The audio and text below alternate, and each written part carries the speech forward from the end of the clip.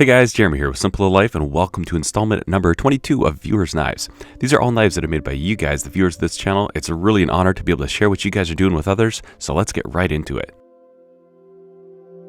Alright, the first knives we'll look at are sent to me from Dale, and he's a 56-year-old knife maker who started making knives only about 4 months ago.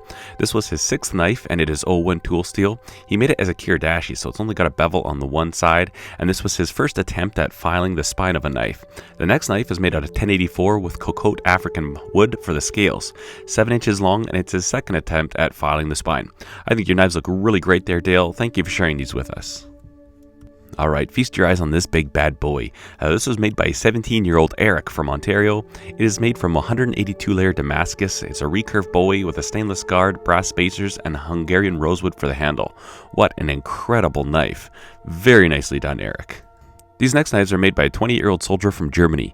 Matthias has been making knives for about a year and a half and just wanted to share some pictures of some of the projects that he's recently finished. I think these knives look absolutely fantastic. Really like your chef's knives and your use of different materials. Really fascinating stuff. And actually, Matthias and I are talking about doing a collaboration on Instagram soon, so that'll be pretty exciting as well. I'll put a link to his Instagram account in the description below. Check it out. And Matthias, these are great looking blades. Thank you for sending these in. Alright, Dominic sends in 3 pictures of some knives he's made recently. He's an 18-year-old knife maker from New South Wales, and he says he absolutely enjoys it, and he's just recently started to sell his knives, so that is really cool to hear. Dominic, keep up this great work. These knives look really nice. Alright, Henry made this knife for his friend, and his friend was actually the one that harvested the warthog that tusk on the handle was made from. Really great looking blade. The steel is 1095, and I think this turned out really nice and really cool, the story behind it. Henry, thank you for sharing it with us. From Peoria, Arizona, Steven shares pictures of this, the first knife he's made. He used 1080 for the steel and zebra wood for the handle. I think this turned out really nice. He says there was a lot of mistakes in it, but he enjoyed learning from them. Quite frankly, I don't see a lot of mistakes. I think it's a great looking blade. Keep up the great work, Steven. Alfonso is into making straight razors, and what an amazing job he's done on this one here. Just beautiful. I really like the handle that he used for it, and the grinds look super clean. He said he actually applied a lot of the techniques and tips that I've shared on my channel to his knife making. They've helped out a lot, so I really appreciate that, Alfonso. And then also, I'll just do this reference shot. This was the first one he ever tried grinding, and this more recent one. And he says in his email, it just kind of shows you what persistence will get you. And I couldn't agree more. Keep at it. Your work's always going to get better, and these just look really great. Richard sent in a picture of this knife. This was the most recent knife he's made, and he says that he just really enjoys the channel, really likes the knives that I build on here, so I appreciate that, Richard. Thank you for your kind words and your great email. Keep having fun with knife making and keep on making knives. Randy has been making knives for about 3 months, and he's just falling in love with it. He actually set up his whole shop for ring making and jewelry making, which he's always enjoyed. And he says now that his new passion for knife making is becoming so strong, he's actually kind of adapting it and moving things around and getting it set up so it's better suited for knife making as well as ring making. So really great looking work here. Also, I'm going to put a link in the description below to his Instagram feed. Go check it out. He's got some great work on there.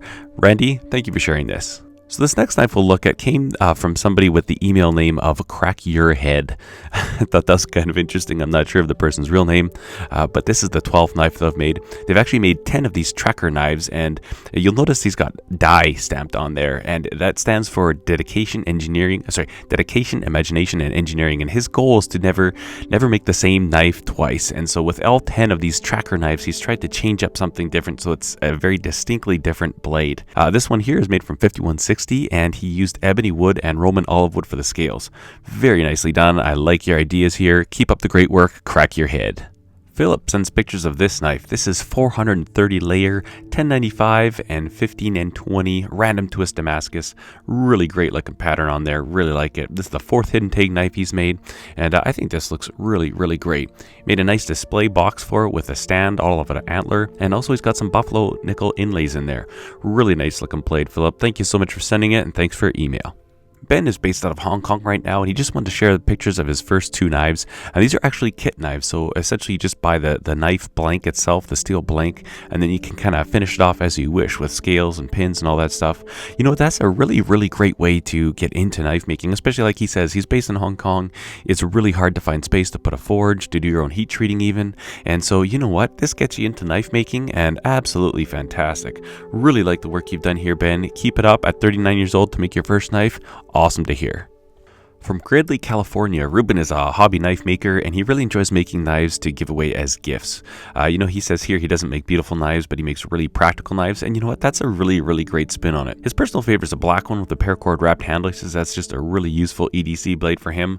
And you know what? These look like really useful, really great blades, and I like the idea that you think differently about how your knives are to be used. And it's absolutely true. Sometimes the best knife that we have is maybe not the most beautiful knife or the most incredible piece of art that's just pleasing to the eye. If it works good and it does its job as a tool, in my books, that's a really, really good knife. So keep up the great work, Ruben, and I thank you for sharing your knives with us. Simon is from Hungary, and he just wanted to share some pictures of his most recent knives. These two cleavers that he made, the steel that he used is actually from an old shovel, and I really like that thought. That's one of the things I get asked all the time is like, where do I get material? I can't find steel. You know what? An old shovel might not be the best steel for a knife, but it's probably not all that bad. Very nicely done, Simon. I really like the way you just kind of think outside of the box and use the shovel to make knives. And then this this third one here is a bottle opener knife.